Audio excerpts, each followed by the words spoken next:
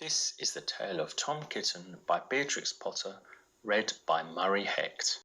Once upon a time there were 3 little kittens, and their names were Mittens, Tom Kitten, and Moppet.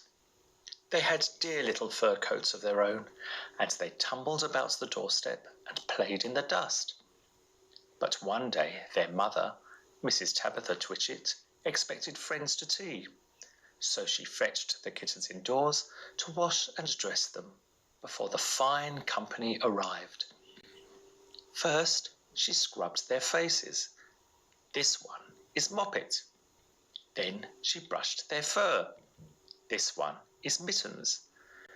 Then she combed their tails and whiskers. This is Tom Kitten. Tom was very naughty, and he scratched. Mrs. Tabitha dressed Moppet and Mittens in clean pinafores and tuckers, and then she took all sorts of elegant, uncomfortable clothes out of a chest of drawers in order to dress up her son Thomas. Tom Kitten was very fat, and he had grown. Several buttons burst off. His mother sewed them on again. When the 3 kittens were ready, Mrs. Tabitha unwisely turned them out into the garden to be out of the way while she made hot buttered toast. "Now keep your frocks clean, children. You must walk on your hind legs. Keep away from the dirty ash pit, and from Sally Henny Penny, and from the pigsty, and the puddle ducks." Moppet and Mittens walked down the garden path unsteadily. Presently they trod upon their pinafores and fell on their noses.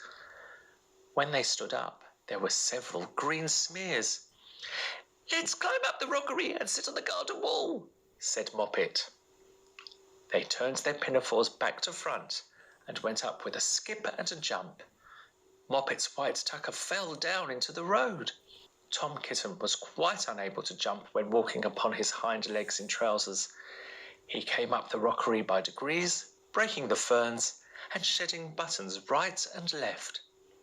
He was all in pieces when he reached the top of the wall. Moppet and Mittens tried to pull him together. His hat fell off, and the rest of his buttons burst. While they were in difficulties, there was a pit-pat, paddle-pat, and the 3 puddle ducks came along the hard, high road, marching one behind the other. Pit-pat, paddle-pat, pit-pat, waddle-pat. They stopped and stood in a row, and stared up at the kittens. They had very small eyes and looked surprised. Then the 2 duck birds, Rebecca and Jemima Puddle Duck, picked up the hat and tucker and put them on. Mittens laughed so that she fell off the wall. Moppet and Tom descended after her. The pinafores and all the rest of Tom's clothes came off on the way down. "Come, Mr. Drake Puddle Duck," said Moppet. "Come and help us to dress him. Come and button up Tom." Mr. Drake Puddle Duck advanced in a slow, sideways manner and picked up the various articles. But he put them on himself. They fitted him even worse than Tom Kitten. "It's a very fine morning," said Mr. Drake Puddle Duck. And he and Jemima and Rebecca Puddle Duck set off up the road, keeping step. Pit-pat, paddle-pat, pit-pat, waddle-pat. Then Tabitha Twitchit came down the garden and found her kittens on the wall with no clothes on. She pulled them off the walls, took them back to the house. "My friends will arrive in a minute, and you're not fit to be seen. I'm affronted," said Mrs. Tabitha Twitchit.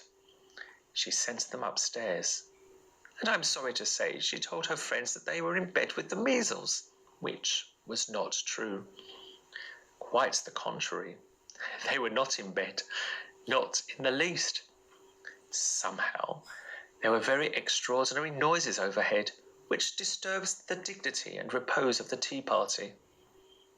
And I think that some day I shall have to tell you more about Tom Kitten. As for the puddle ducks, they went into a pond.